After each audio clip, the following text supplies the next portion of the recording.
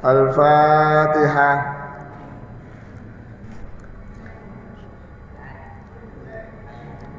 Bapak-bapak, ibu-ibu, jamaah hadirin rahimakumullah.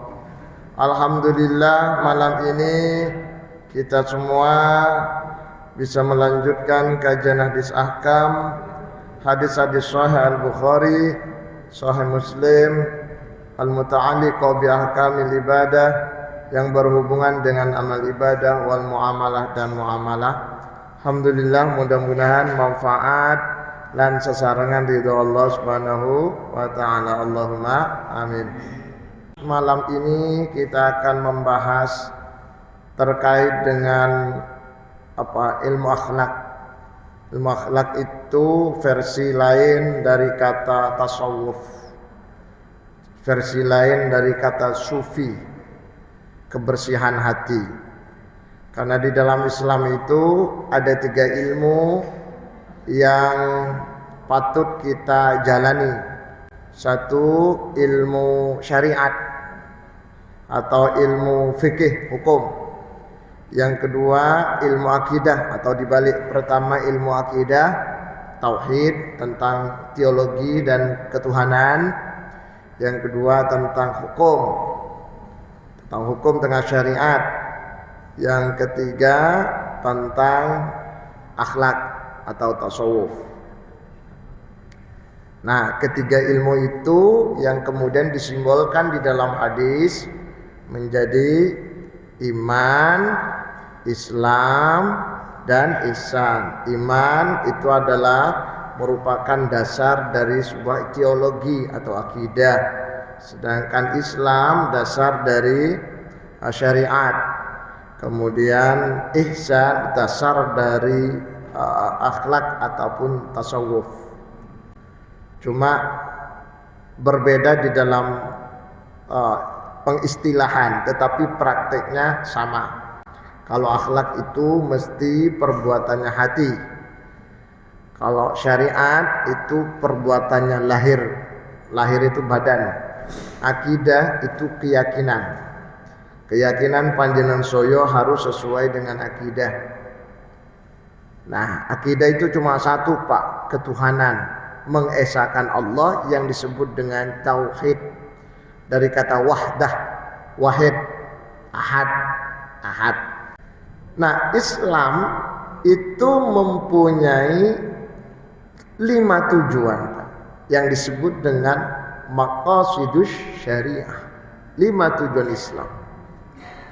Pertama, Islam itu diadakan atau syariat Islam diturunkan oleh Allah untuk umat Islam khususnya.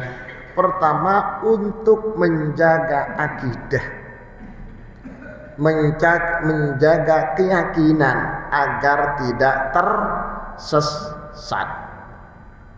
Maka muncul istilah orang kafir, muncul istilah musyrik. Apa bedanya kafir dengan musyrik? Kalau orang musyrik itu kaitannya dengan sesembahan.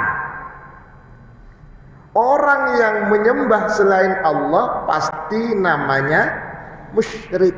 Understand? Orang yang menjadikan Tuhan selain Allah, itu namanya musyrik. Kalau kafir itu orang yang tidak mengakui terhadap ketuhanan, hatinya tertutup atas keberadaan Gusti Allah, itu kafir. Ada yang namanya as-sabiah.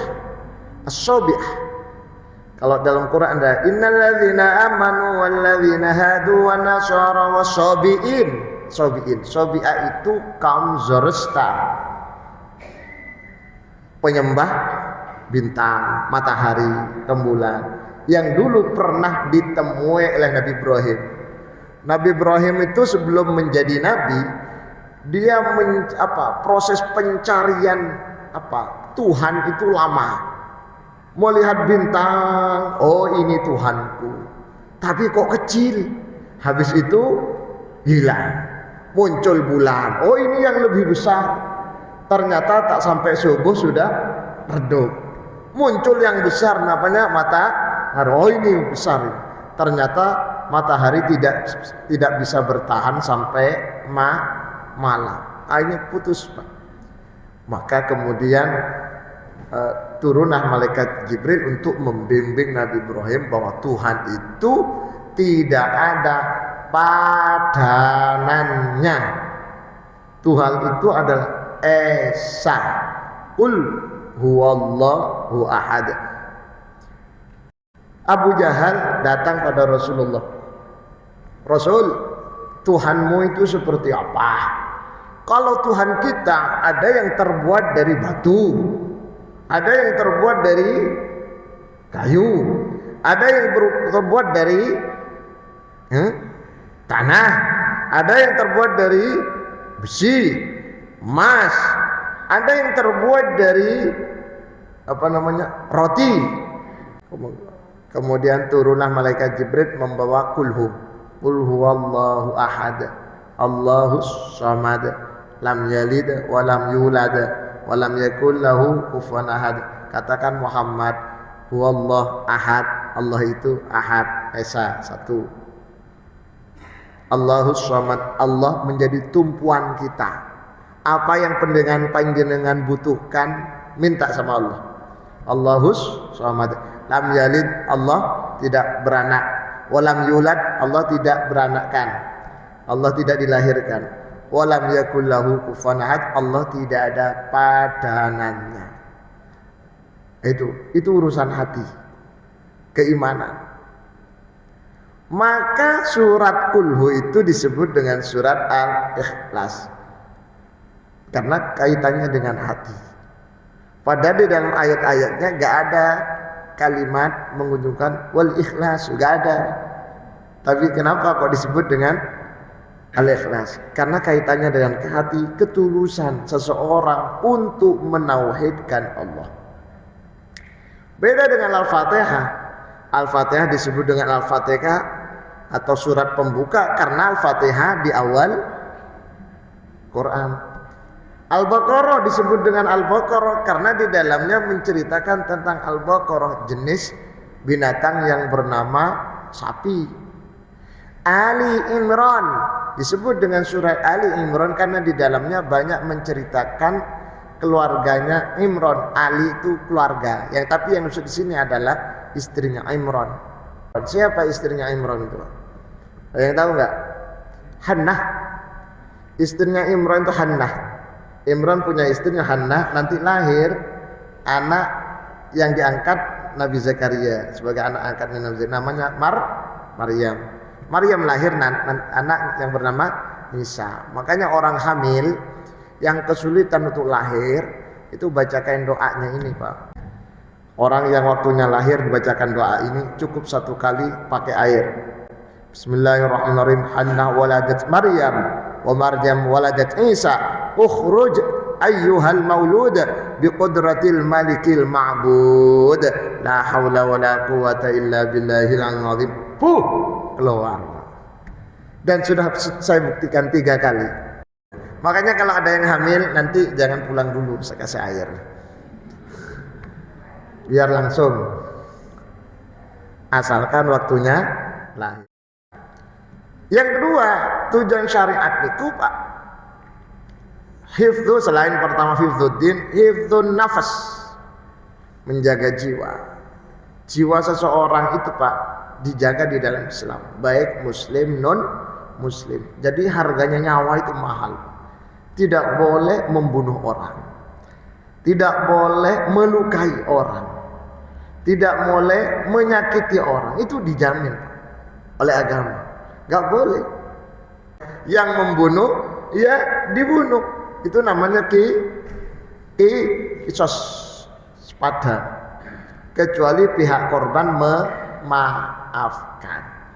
Itu namanya menjaga jiwa. Yang ketiga, hifdzul mal, harta.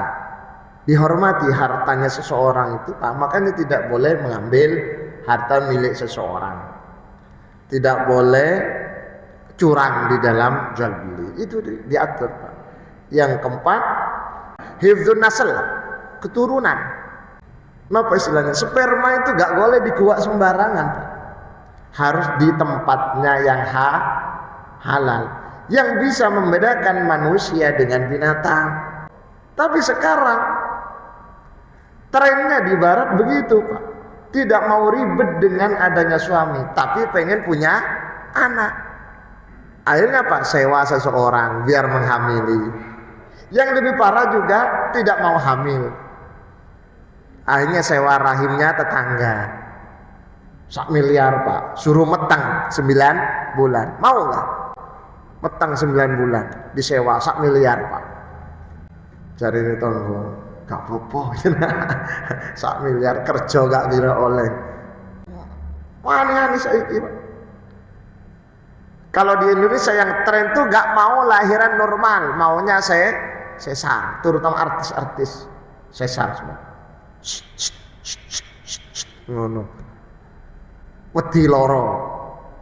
Padahal menurut kajian psikologi Islam, orang yang tidak mau melahirkan secara normal, termasuk seorang wanita yang tidak mau nyusoni anaknya, itu kasih sayangnya kurang.